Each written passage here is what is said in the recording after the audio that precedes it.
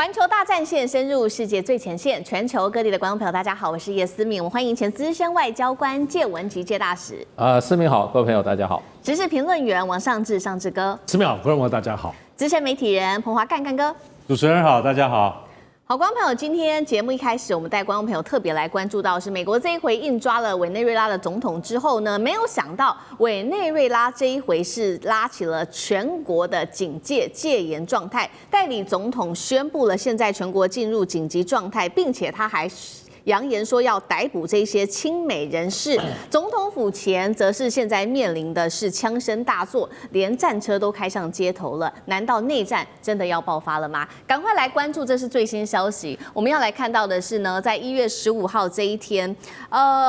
在这个美国总统被抓之后，1月5号这一天，副总统正式的就职了，代理总统他是罗德里格斯。那《每日邮报》就特别在这边做了一个报道，说呢，在他就职当天晚上，委内瑞拉总统前突然间爆发了激烈的枪声，还有战车开上街头。那其实呢，在他就职的当下，他之前我们知道他多次的跟美国呛虾，但是呢，昨天又说要配合美国，但是最新消息就在就职的当下，他又说了，来自于副总统的最新说法，全国进入紧急状态，并且逮捕亲美人士，被解读说是不是压不过内部军方的这些压力，所以呢，现在干脆配合军方一起来反美呢？这个我们等一下会一起的来做关注。那他可以做多久呢？这个代理总统的职位，也就是从现在开始可以做90天代理。然后最多延长一次，也就是说7月份以前，他最多可以做到这个时候。那如果在这个时刻7月份之前，马杜罗还是没有办法回到委内瑞拉的话，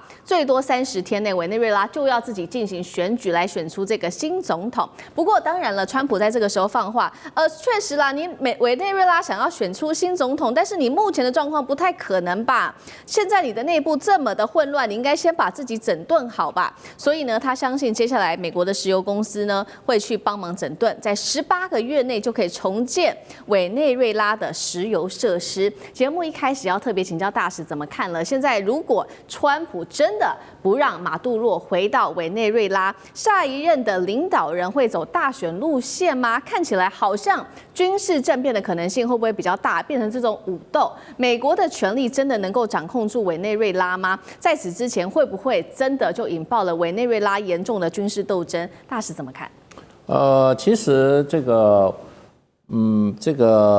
罗德里格斯哈，他这个在国会啊宣誓就任，那个气氛非常的好，那个几乎反对党哈，现在也一致矛头对外，就变成现在外辱来时啊，这个造成内部的团结，所以现在委内瑞拉事实上是啊，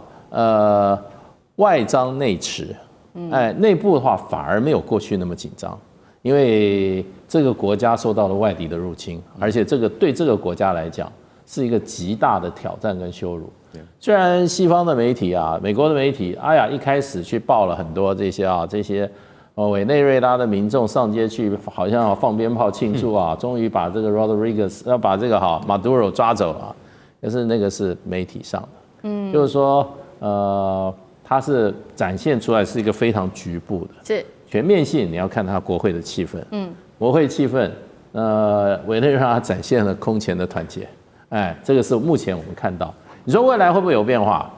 不知道。可是目前的情况，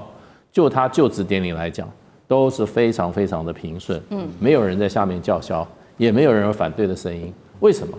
因为事实上，这个委内瑞拉被美国跟美国的西方的媒体把它长期的妖魔化，认为这个国家就是一个怎么样乱七八糟国家。那没有想到，人家面临到这个挑战的时候啊，1月3号当天，他们的总统被这个绑架以后，事实上他们的国家的这个宪法法庭就立刻开会，开会以后就做出了裁决，然后命令执行副总统罗德里格斯以代总统身份承担并行使委内瑞拉总统一职，是，所以他这个整个过程是完全依照宪法的规定，所以 Rodriguez 他拿到这个位置，照样是有他的合法性。那这个合法性现在还得到反对党来承认。当然，他们一上来以后，那他们现在其实不是抓这个亲美，他是说在这一次啊，美国对委内瑞拉进行斩首行动的时候，这些替美国做内应啊，帮美国人执行这一次任务的人，他们现在要抓出来，要追究责任。倒不是说全面性的哈做一个翻美行为。那另外一方面，他们也说要希望美国把这个他们的总统还给他们，然后呢，而且说这个Maduro 是委内瑞拉唯一的总统。那当然，照委内瑞拉目前的宪法规定的话，他如果说这个原来总统不能逝世，他代理也只有3个月的时间了。对，我想他们会依照宪法的规定。那反而倒是美国不愿意看到委内瑞拉现在改选，因为为什么？他现在需要一个稳定的委内瑞拉，而不是一个混乱的委内瑞拉，因为混乱的委内瑞拉，美国的石油公司不敢进去，不敢去把这个石油啊，它这一次真正的产业把它接下来。所以呢，这一次可以说是图穷匕见，也就是说把委内瑞拉搞成今天这个样子，其实啊，川普所图啊，看起来主要还是在那个石油。好，所以看起来现在整体委内瑞拉内部的这个团结的情绪，好像仍然在持续蔓延。不过在这个此刻，现在也内部传出来说，那现在没有总统嘛，是真空的状态。接下来可能会由谁来做这个权力上面的带领呢？有6个人选现在已经出来了。除了刚刚我们特别提到的这个副总统暂代这个代理总统之外，我们现在也看到这个当中还包括了有这个美中的较劲，因为不同的领导人其实他们各自支持的国家也不太一样，尤其呢，现在我们看到这个代理总统，他一下亲美一下反美，但是我们来看到2位，这个是比较偏向中国大陆的，包括了国防部长，目前掌握委内瑞拉军权的这一位洛佩斯，另外一位就是马杜洛的儿子，他是盖拉，3位现在被视为是比较稍微亲西方的，包括了这个前反对派领袖，目前流亡在西班牙的这一位，还有就是诺贝尔和平奖得主马查多，他也说呢，他有意要回来执政。那另外就是现在川普自己钦点的美国国务卿卢比欧，谁比较有可能呢？那接下来包括了美中俄会如何抢先在委内瑞拉这边进行布局？上次哥怎么看？我在想，委内瑞拉如果没有那么多石油，我们对谁接班大概没什么太多的兴趣了。但就是那么大笔的财富，而且看到卢比欧也在上面。但其实在国内跟国外看不太一样。不过我们首先看一个结构跟模式。在中南美洲或者说其他类似的国家里头，往往如果出现，不要说这次是美国把马杜拉带走，如果有类似这样子突然一个权力真空状况的情形之下，大概会有2个系统出现，决定了这个接班人。首先，第一个，如果是他们的原先的无论宪政或政治的体制，还相对来说比较可以，也就是说民主体制还是有的这个情形之下，大概就内部的这个主要的力量，我想毫无疑问的，就现在的罗格里格斯这个副总统，特别是他自己的出身，还有包括他的兄长 George 也是一方人物。那么他们过去包括不只是在整个境内，整个委内瑞拉，包括他们在华尔街股市方面当中也有很多的关系，也就是说，它不只是国内关系，国际关系也都有的。这项循序渐进哈，也就是说，现在不管是马杜罗怎么样的时候，但是马杜拉怎么样，但是现在这个副总统的总体的状态是可以的。那么在此之前，第2个东西，我们看另外一个东西，就是家人。过去其实这个我们看到的这一次在抓这个总统，他的夫人西利亚也是一方角色，包括我们现在看到还有他的儿子盖拉。这个往往也就是所谓这个自己的亲人本身还是有权力势力的哈，所以这个也要关注。当然说实在的，另外带就反对党啦，反对党当中除了这个还有流亡，我觉得流亡通常不太可能成啦，你没有在内在外，你只能博得一些媒体的声量而已。所以实质上是谁？其实最大关键就是军跟警。我们现在看军力当中，向来在任何政权的跌宕动荡的时候，国防部长这个角色很重要。那么目前看这个所谓这个洛佩斯，他的角色长期在委内瑞拉来说还是说比较安定的，并不是说是极端强势。我们知道过去在委内瑞拉在查韦斯在的时候呢，他是钦定他的接班人哦，也就是说，在过去被抓起来的时候，马杜拉被抓起来的时候，他在2013年就被指定了非常漫长的时间陪伴在侧。虽然以前是公车司机，感觉没念什么书，可是就是指定他呀，他就是符合现在查韦斯认为就是有点类似像共产主义这样的所谓社会主义当中从基层起来的，然后基层执政，然后会创造共同平均，不管是均富或均贫的这样子的政治社会。可是现在不一样了，所以军人的状况要看。那这位洛佩斯看起来好像没有那么强势哦，像缅甸那样。另外还要注意一位，我们在上面没有看到是他的警察卡贝友，他虽然是警力，可是警力当中所用的枪杆子跟维持社会的力量，在内部的动荡当中很重要。而且这个卡贝友其实是过去跟整个总统家族的关系非常好。我要表达的是，现在我们在看这些人是怎么样。除了美国的力量，是不是无论是卢比欧，我认为第一顺位是美国想要扶持谁？除了卢比欧之外，如果境内他要扶持现在的副总统或合作，那会是很大的力量。第二个部分就是军警跟谁合作，无论是军跟警，甚至一起支持谁。如果我们现在看到军力跟警力都同样支持副总统罗德里格斯的话，那应该就会非常稳了。所以这段期间，因为美国的最后意志，还有现在在纽约的审判还没有最后定下来，还会有一段波动的时间。但如大使讲的，目前比较稳定，所以我们在看这个形成过程当中几个主要力量。美国力量、内部军警力量跟社会当中慢慢归向谁，应该真正的接班人，或至少暂时顶替的人，就会具体出现了。好，暂时顶替的人选，现在全力真空之下会是谁？我们还要再做持续的一个观察。不过呢，这一场这个委内瑞拉的这个事件都还没有平息，川普在此刻也持续的对外放话了。他说，现在要小心的不是只是委内瑞拉的事情结束就好了，接下来他警告了古巴、墨西哥、哥伦比亚，你们要小心了。他也直指哥伦比亚的总统，特别点名他哦，特别点名这一位是裴佐，小心一点啊，因为我认为呢，出兵哥伦比亚听起来很不错。好，那裴佐没有想到他是在社群媒体上立刻回呛了。他以前呢曾经是游击队的成员，他说：“我曾经发誓过，我不会再碰武器，但是如今为了我的祖国，我决定会再次的拿起武器。”不只是这个哥伦比亚总统出来呛虾，古巴的总统也呛虾。他表示说，古巴的军队已经准备好了，必要时也会采取行动。接下来哪一个人会是川普下一个出兵的对象？美国有可能因为这个事件埋下接下来跟南美洲国家，尤其是左翼国家开战的一个种子吗？干哥怎么看？其实如果照美国的利益而言的话，这些国家它都要开刀的。可是如果说这么的频繁、这么密集的纷纷对自己的后院展开军事行动的话，可能国际社会不会原谅他。到目前为止，我们不知道美军出兵的合法性跟正当性能不能符合海牙的国际公约或者是国际法庭的一贯精神。我觉得这些都是说不过去的。可是竟然连那个美国的战争部长赫格塞斯他都说我们一切合法，合了什么法？国际社会正要问你说，你究竟合了什么样的法规，可以擅自出兵到人家家里，把人家的总统给抓走？对，这是一个很显而易见的问题。当然，你美国的拳头大，当然我们在看这个事情，直到现在事件已经过了72小时，我们还在想同样的问题，就是说，你怎么会这么不堪一击啊？你是主权独立国家你怎么可以让人家跑到你的总统府，把你的总统从睡梦中给拖走，然后你的侍卫队、你的军方的所有的系统都付之阙如呢？会让人家觉得非常的诧异就是说，一个主权国家可以让对方的武力如入无人之境，我觉得这个就是南美一系的国家，他们必须要好好思考这样的问题。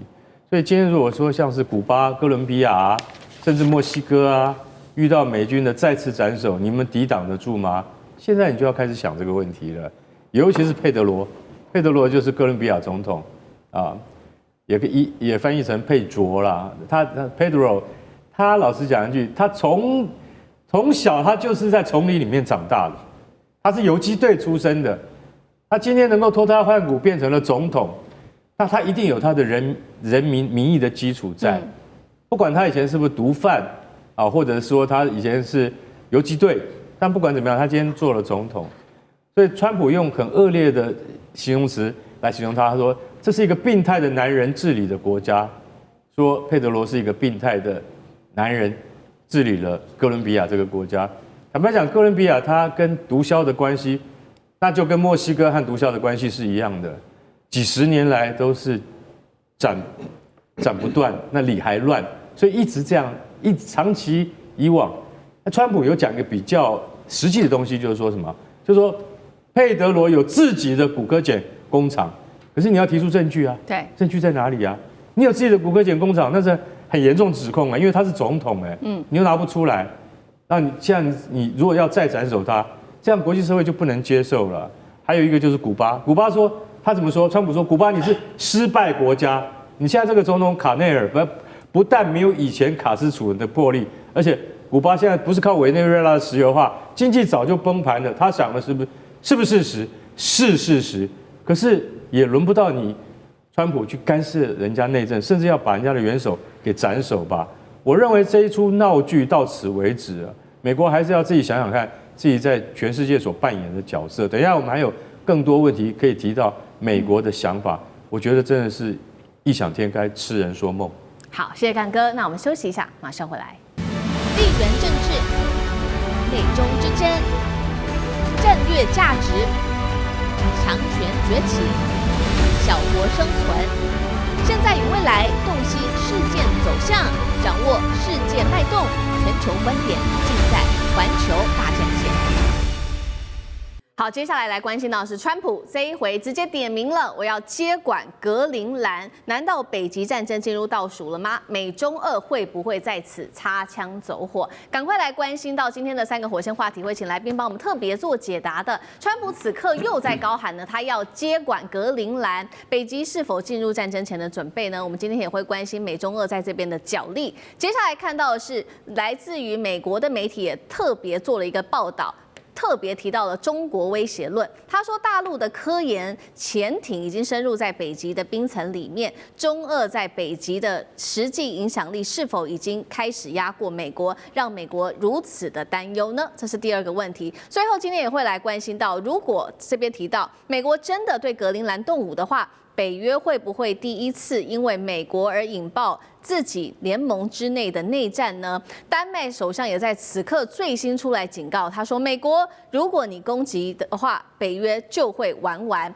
今天就这些议题，我们都会带观众朋友一起来做解读。赶快来关心到的是，川普之前有说他要接管格陵兰，但这一次他又再次很严肃的提到。美国需要格陵兰，并且就说呢，格陵兰的位置真的是实在是太重要了。但是眼前看到的问题就是中俄船只啊，全面的覆盖在这个地方了。那么主权国丹麦啊，都已经看到这样的状况，还是无力因应。他甚至说呢，目前在北极的防务上面，丹麦你竟然只增加了1台狗拉雪橇而已，痛批说丹麦你到现在为止防御的能量实在是太不足够了，无法满足我们美国的国安需求。因此呢，川普说他已经派人推动了，会把格陵兰并入美国当中。我们看到《华尔街日报》持续帮助川普来加码，他还扩大中国的威胁论。他说，大陆正在加速布局北极，对美国已经构成了重大的威胁。尤其在去年夏天，可以明显看到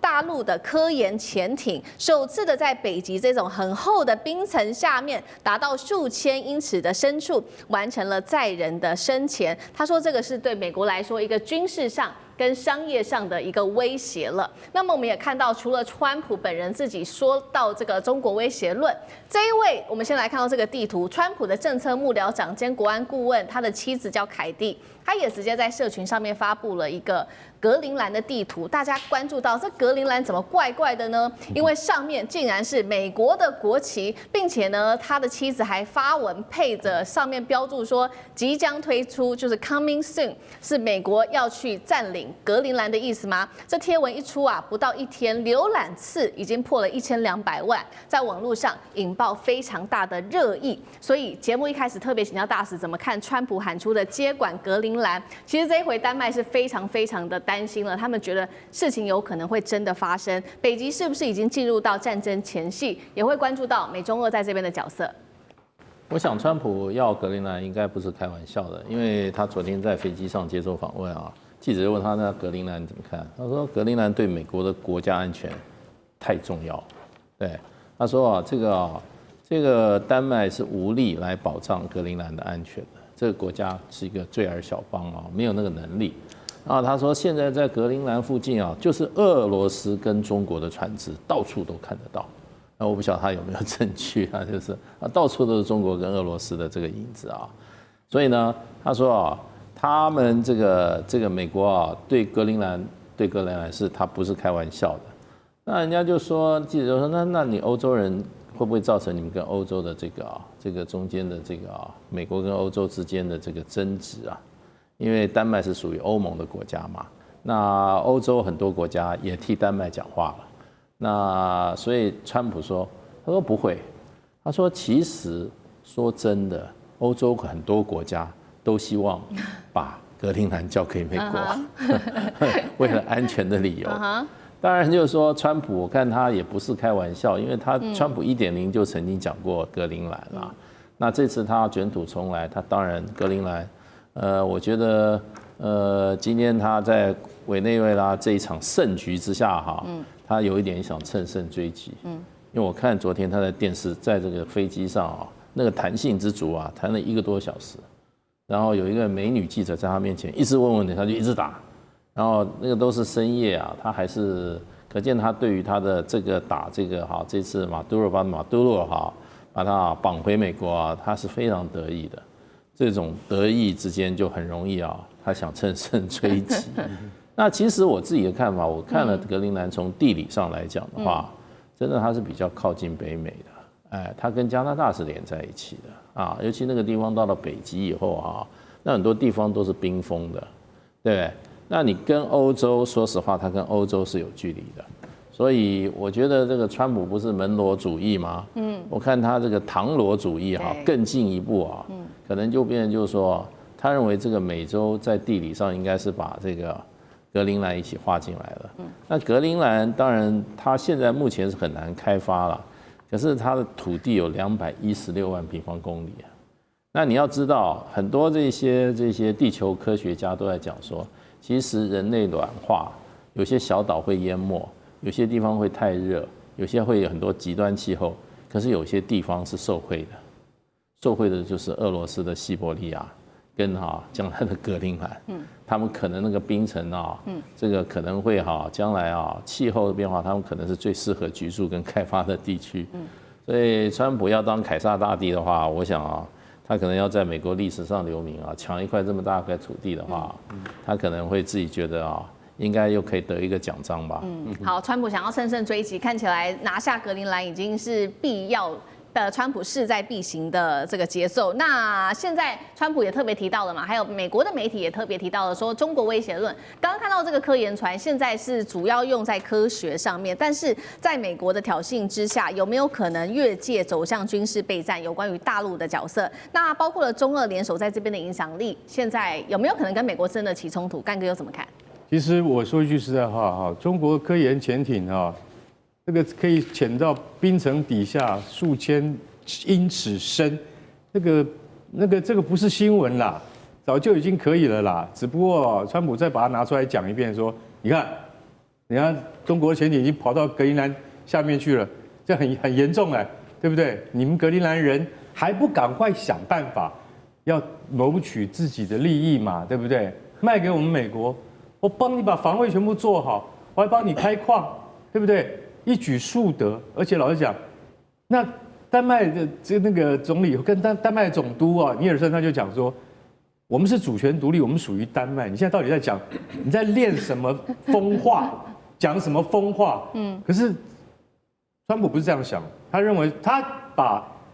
那个16世纪的那个阿拉斯加拿来当做跟现在的这个格陵兰。在同一个地位上比较，就是说，当时我们从俄国买了阿拉斯加之后，阿拉斯加现在你看资源开采丰富，而且成为我们北美很重要的一道屏障。那你格陵兰如果说由我们来控制的话，更可以阻绝俄罗斯和中国势力。所以这是站在美国的角度去看天下，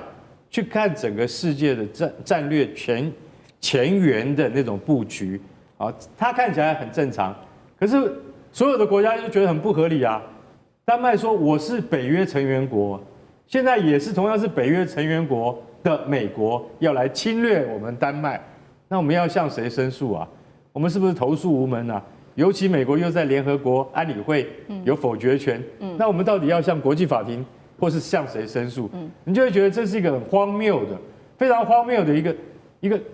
我没有办法去想象说，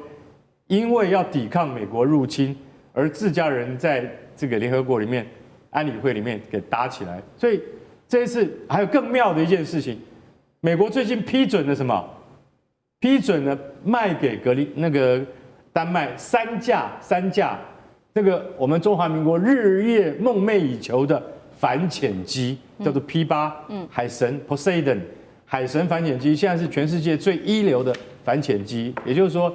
水底上面跑的什么东西它都抓得到，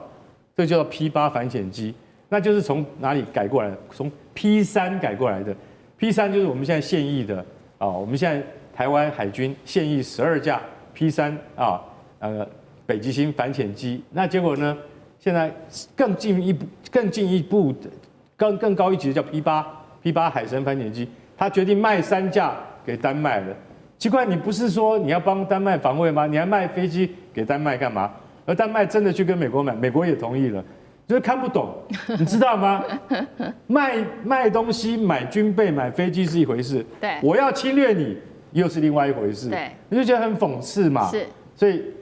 他说：“你说我只有狗拉雪橇，我就跟你买飞机啊，你也卖给我了，这个事情会怎么发展下去？你觉得那是一出荒谬的闹剧？而川普，你不要再一直讲那些痴人说梦的事情，因为它绝对不会发生。”好，那我们也看看，在川普他喊出说要再次接管格陵兰之后，确实现在格陵兰方面还有丹麦也都随即反击了。两位，我们先来看到一个是丹麦的领导人尼尔森，他说够了。怒呛还他说这个威胁、施压跟并吞，并不是朋友之间会做的事情。那去年12月，丹麦的情报机构也首次的把美国，这是第一次列为潜在的安全威胁。欧盟国家也表达了不满。那如刚刚这个干哥也帮我们特别提到了，丹麦他还再次的跟川普再一次的提醒他说，我们都是北约成员国，接下来如果有任何事情发生，丹麦其实是有权可以援引北大西洋公约第5条的，就是有这个集体防卫的承诺的，防范美国再次有其他的行动。丹麦的这个首相也说，美国如果攻击，北约将会玩完了。有没有可能引爆北约自己内部的冲突、导火线，甚至内战，因为美国而引起？上次哥怎么看？首先对格陵兰的这个事情，我基本上是很悲观的哈。那我是很乐观，川普会把格陵兰拿下来。我甚至个人推测，2026年底或2027年有可能就有这样子的具体动作。为什么这样讲？川普对格陵兰，除了上届来讲，他在去年刚当选的时候就已经讲了。你看，丹麦到底做了些什么？格陵兰实质做了些什么？首先，北约跟这个丹麦之间的关系，丹麦相对来说是比较疏离了。虽然丹麦本身的军力其实在北约当中也有贡献，表现的还可以，但是对于自己本身这个国家死都没有想到，也都没有准备，格陵兰有可能会被拿走，没有这个准备。可是当现在川普这样想，我想他们骨子里还不相信。所以你没有看到这1年来积极、非常害怕或可切的准备，所有这些都是喊一喊的外交动作，废一废这样子而已。所以你说真正要防止美国拿，没有别的，就是只有跟中国跟俄罗斯直接间接有些挂钩，可是这就是丹麦做不出来的事情，就卡在半空中哈。所以我觉得这个部分首先是说丹麦跟北约之间的关系，而且北约很现实啦，一旦现在川普的主义扩张军权到这样的地步。你说整个欧洲北约会直接起来对付美国，还是没可能给代击？而且我们现在我一直注意一点，如同刚刚大使所提到，我觉得在这一次这个对委内瑞拉对我最触动的是什么？就是看到整个川普在海湖的庄园里头，在看整个抓马杜罗整个过程，他的表情，他非常投入。这是一个他自己出场一个军事权力当中，他一动念就可以把所有的职权都完成的那个权力欲望的东西，我觉得比关税战，比任何他在去年当中所有一切的国际外交的那些狠招来讲，我觉得是最刺激权力欲、最容易让人上瘾的东西。所以这个东西会持续下去的。而且格陵兰现在真的说实在的。在现在所有来看，就是其实有很多欧盟的抗议，对现在此刻上瘾的川普来说，就是吠叫的狗，拍一拍或者给点肉，不就结了吗？这些东西对他来说是什么压力？那个部分是不对称的，这个权力的状况。而且坦白说，从美国的角度来说，可能唯一的问题就只是地广人稀而已。就是你虽然说我把格陵兰攻下来，可是要真正的治理或掌握开采稀土，可能也不是容易的事情。但要拿下来这件事情，其实相较于现在委内瑞拉来说，更是简单多了。而且最后要注意，全世界现在都有看到这个趋势的变动，威权强权的绝对性，它产生的不只是政治意识，像关税战这种东西跟金钱，你现在看到是物理跟地理的空间也都开始被掠夺了。对，如果格陵兰这被我拿去，我觉得也符合趋势了。好，谢谢尚志哥。那我们休息一下，马上回来。地缘政治、美中之争、战略价值、强权崛起、小国生存，现在与未来洞悉事件走向，掌握世界脉动，全球观点尽在环球大战线。接下来我们特别关心在南亚地区。大陆的歼351正式的进驻巴基斯坦。另外一方面呢，中巴经济走廊2.0也在升级。中国大陆现在用经济加上军事要来包围南亚的印度。南亚的这个火药味已经爆表了。今天带观众朋友一起来看。好，在1月4号这一天，我们赶快来看到这件国际大事哦。这个大陆的外长王毅在北京呢，跟巴基斯坦的外长达尔进行了第7次中巴的战略对话。在这当中，他们特别提到了有关于中巴的命运共同体要来升级中巴经济走廊2.0的一个建设。那在军事武器方面，今天要来特别关心到的就是呢，已经确认有一些武器确定要给的，就是巴基斯坦。我们来看到的是，中国之前确实已经向巴基斯坦提议说，愿意给的武器包括了40架歼35啊，还有空警500红旗。防空系统等等，那现在也确立了呢，4到12架的歼351呢，确定会给巴基斯坦，并且呢还会帮忙进行这种飞行员的训练跟基地的升级。那么确定给的时间是2027年初就会完成首阶段的部署了。好，所以节目一开始特别请教尚志哥，刚刚讲到这个经济走廊的升级，再加歼35一起给巴基斯坦，北京用经济军事包围印度吗？接下来对于印度的空军来说，会不会造成什么样子的威胁？首先，我们看到像这个电视墙上这个消息是2个思路、2个架构。一个部分是外交，外交是中巴命运共同体，而且王毅的2个外长这样见面，而且看起来真的很好。第二个是军事，环球战略解读，它基本上它不是中国大陆正式的发布军事发布，它是中国大陆的媒体，但是它基本上跟官方的关系很好，所以可以看到是一个指标性的风向。所以至少它证实的部分是什么？中巴关系并没有任何的减缩。在今年印巴的这个战争，去年印巴战争之后呢，其实有一度在网络上我们看到，因为呢巴基斯坦的陆军部长2次到美国，而且非常紧急的去，而且美国后来就立刻宣布了什么呢？几个重要的东西，就美国要的，讲说要跟巴基斯坦合作跟稀土开采的关系，因为巴基斯坦有目前为止中国大陆输出到海外最厉害的稀土提炼技术，然后美国也宣布了，包括对瓜达尔港、博斯尼港的一些具体的投资的计划，但现在只有楼梯声啦，还没有具体的部分的动作。那么另外当然还有美巴之间亲密，也就是在2024年影响到美国跟印度关系决裂的一个很大的关键。所以其实我们在看任何部分的中巴关系等等，我们不能就单独来看，其实这个地方很微妙，它就要看4角关系，很像4角跳棋，不是3角跳棋哦，它就是巴印跟中美之间，而且它现在就是大家会切来切去，中巴好，然后呢，中国前阵跟印度好，然后印度跟美国吵，所以而且这里又不是只有4国而已，巴基斯坦跟印度都有独立反抗军。还在底下在搅和，那么美国什么说情报系统跟独立反抗军什么合作？中国呢？所以这里头这个混局当中，虽然没有失序，但是至少在4个国家的架构上，只要有任何外交跟军事动作的推进，都还是个指标。我的意思是说，现在我们刚刚看到这个消息，表示中巴关系并没有受到美国跟巴基斯坦紧密靠近有任何的影响，否则这个歼351就不会轻易的送出去了啊。所以我们最后其实要注意的部分是，中巴关系上体现的部分，对于中国大陆来讲，给武器，大家巴铁都有够铁，而且现在巴基斯坦那么厉害，为中国展示他们的武力，这份的关系是2024年新跑出来的。而对于中国大陆核心，还是要跟巴基斯坦“一带一路”的关系继续的体现。我认为这个部分的观察，“一带一路”中西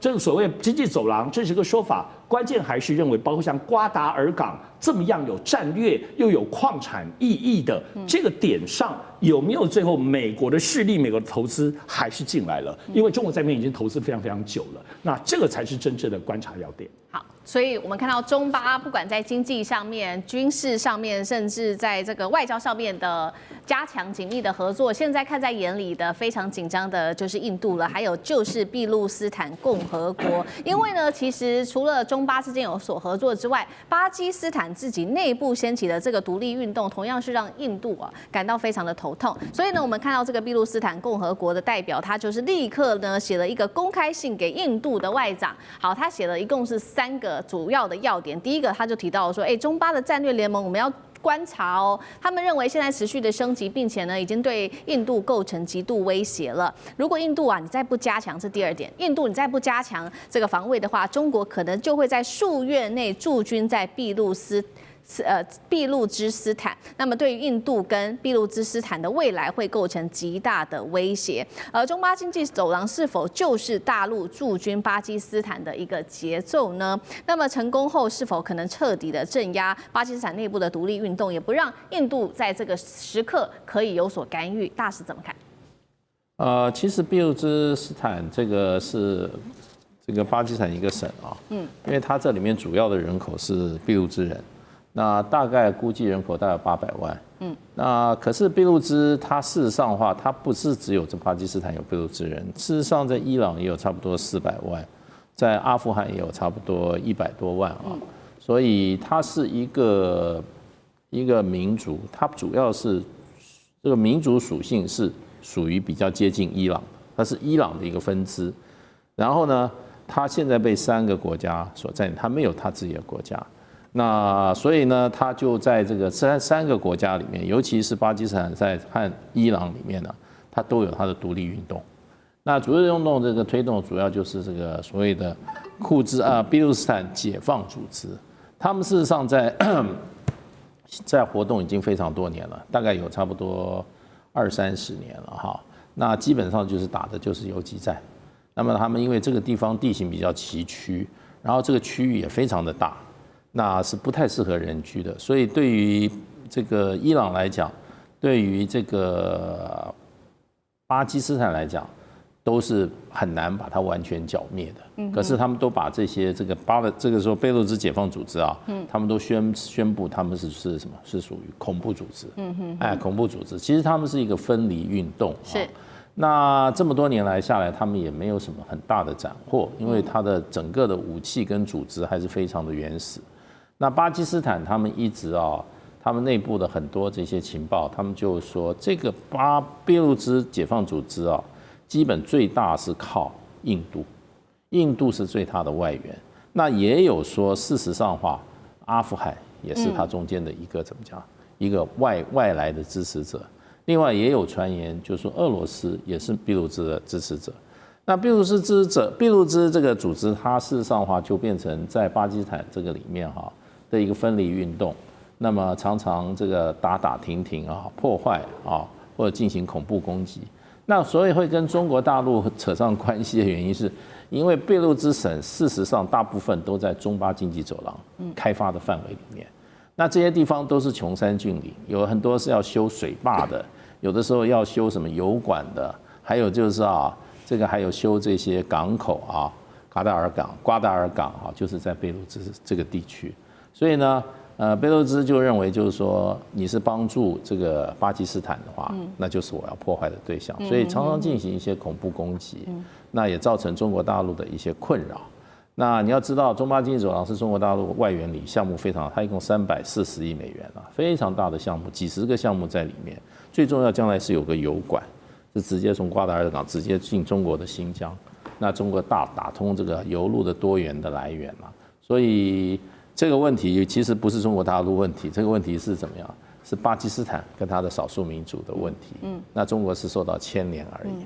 好，所以我们看到，那其实美国现在看在眼里，在看到中国大陆跟巴基斯坦还有整个南亚国家的这个紧密的连结之后，也看在眼里，也非常担心中国大陆在南亚国家的军事还有整个外交上面它的影响力更大了。尤其我们现在看到美国特别点名大陆现在战机正在启动的就是它的外销大单，去了哪里呢？其实一部分去了南亚国家，另外一部分就是去了中东国家。五角大厦就直接点名了几款武器哦，它叫做这个2026年大陆会做3箭齐发加速战斗机的出口。来看到画面上，首先第一款战斗机呢是 FC-31，那现在呢美国的五角大厦点出买家可能会是中东国家的埃及、沙烏地阿拉伯跟阿联酋。接下来另外一个武器就是 J-10C， 也是它的潜在客户，除了有埃及之外，还有乌兹别克，还包括了印尼、伊朗跟孟加拉。哪一些国家可能会最优先拿到来自于大陆的战机？中国的外销，特别在南亚、中东的势力会变得越来越强劲吗？干哥怎么看？五角大厦这个中国军力报告不是做给，就是说不是做给他们专家看的，是做给军火商啊跟那个政府来看的。你知道为什么吗？因为他讲的这个报告完全没有新意，好不好？我看了半天，我实在没有办法理解啊，说3箭齐发是什么意思？先讲最重要的 ，FC-31就是歼35啦，那FC-31是歼31，也就是外销型的 F-35，这种飞机不是随便可以卖的，为什么？就跟我上次说过，歼20跟歼35都是隐形战机。它一定要有适当的对象，它才可以卖。它今天可以用这个，好，等于是就经济合作的方式哈，跟巴基斯坦建立这样的关系，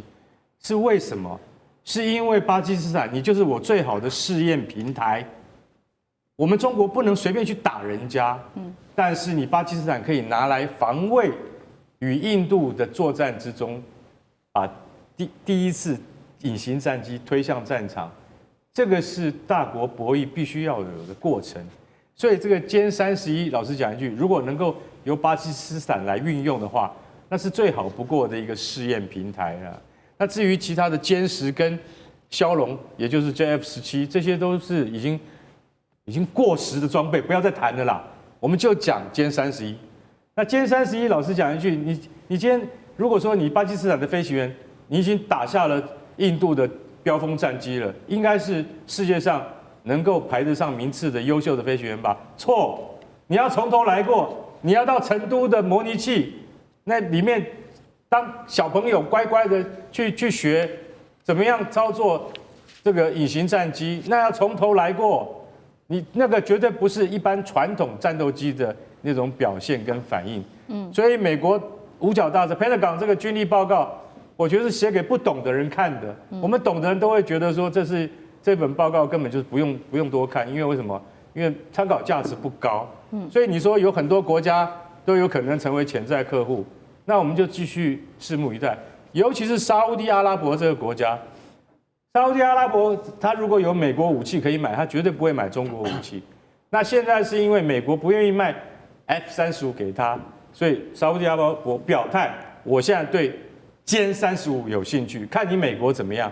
到最后，其实说句实在话，歼35不能够证明自己的实力的话，仍然没有办法打开国际市场，这是我要讲的真话。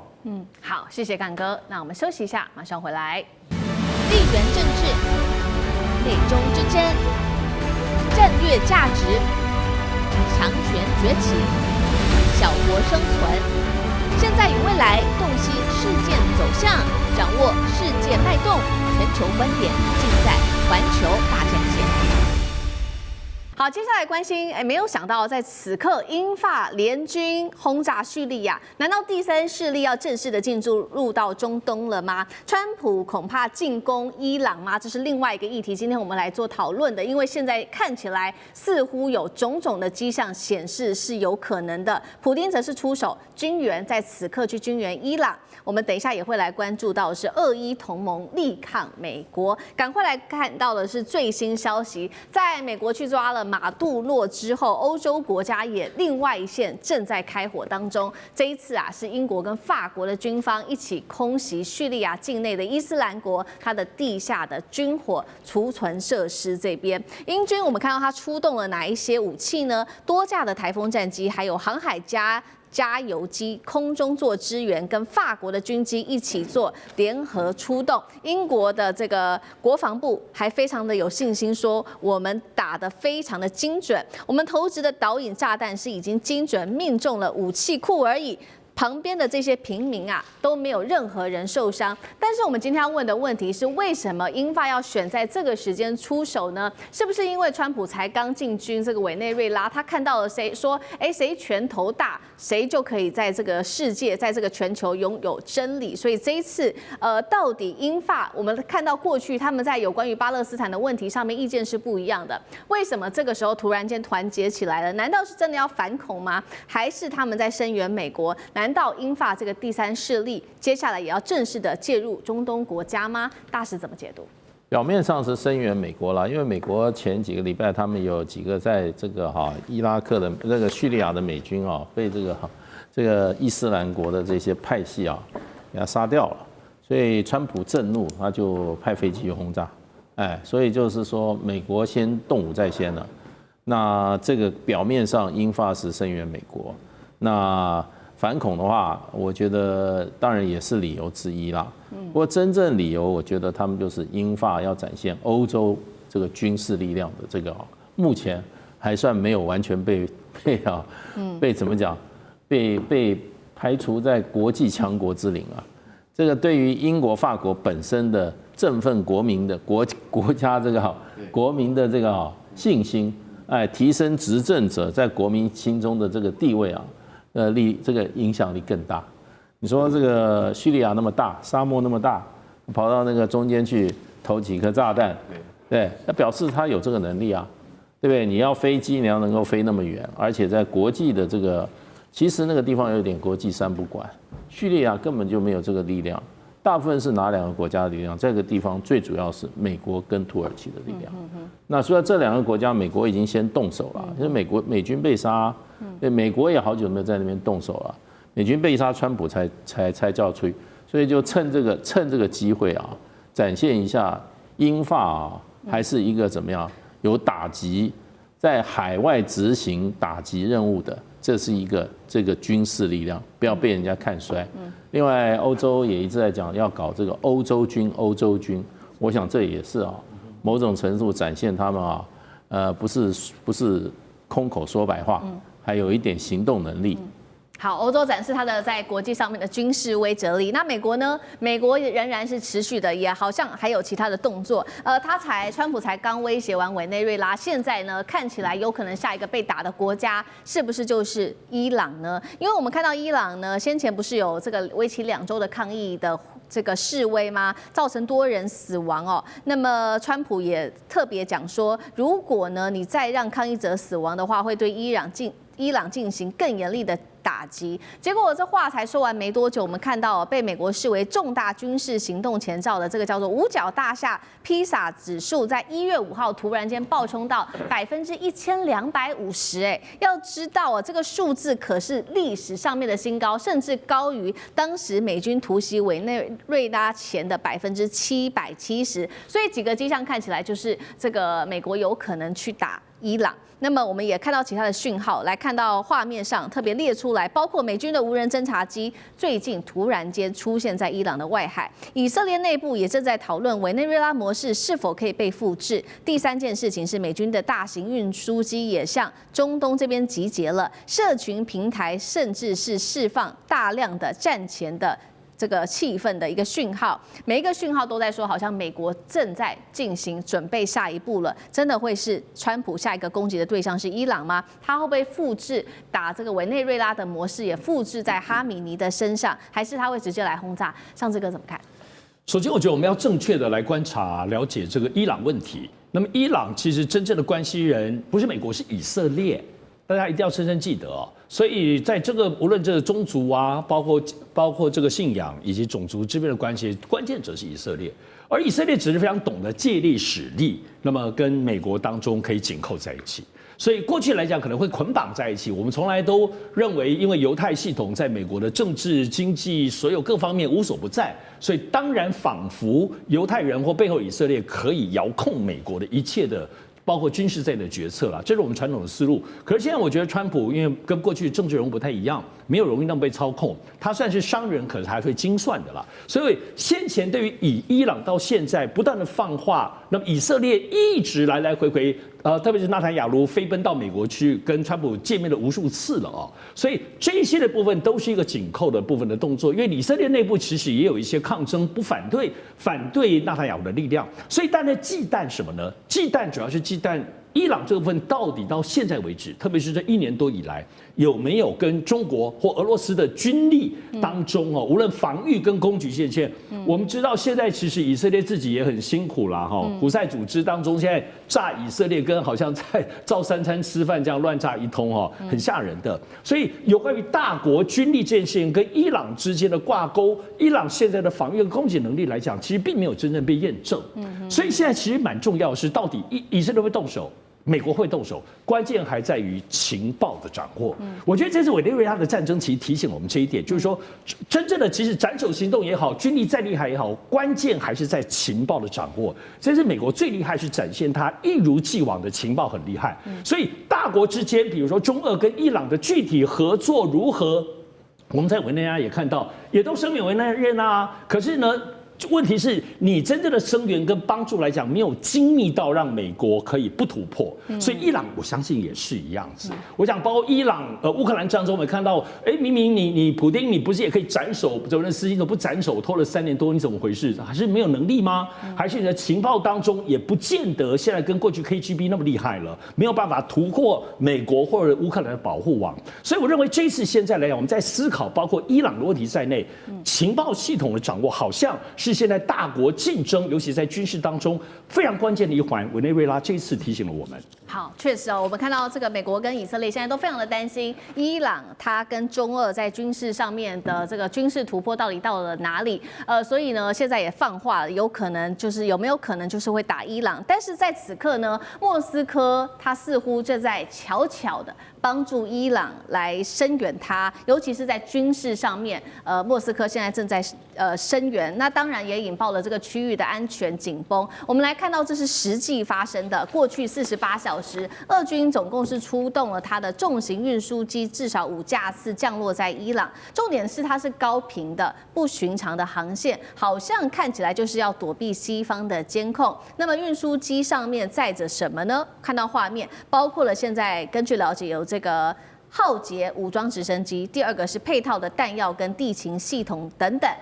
我们请干哥来帮我们分析，可能俄罗斯这一波重型运输机到底在装什么？传出哈米尼现在也很紧张，好像有一个计划，他要逃到莫斯科去，有没有可能呢？难道伊朗的政权真的面临危机了吗？好，俄罗斯最近48小时，也就2天之内，有5架次 IL-76伊留申76重型运输机。好，我告诉各位，这就是要打起仗来的时候，俄罗斯最重要的战略运输机。OK， 它的地位相当于我们现在国产的运20，我们现在新的运20运输机，它都属于战略级的，它不是一般那个区域性的那种小飞机了。这些运输机往返5次，那你就觉得很奇怪啊，因为当然 IL-76它曾经当过商用的货机，可是这个从俄罗斯空军飞来，那一定是军用机。那它飞来载的东西绝对不会是商用物资，结果一看，原来是 Mi-28的浩劫直升机。Mi-28是俄罗斯最先进的攻击直升机，相当于台湾的阿帕奇啊，你可以这样去看它，它就是台湾的阿帕奇啊。不过性能还是比阿帕奇稍微略逊一点，可是它一定载送了相当的 Mi-28给伊朗，这意味着什么？意味着可能要预防斩首 ，OK？为什么？因为这种直升机专门对付低空目标，